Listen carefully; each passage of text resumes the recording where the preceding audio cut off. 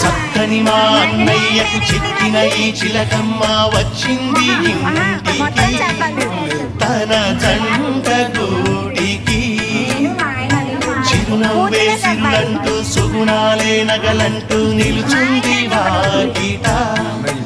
ఈ మందార మాలిక సిరి వెన్నెలంటి చెలిమిని మాకు పంచగా నెలవంకయిలకు చేన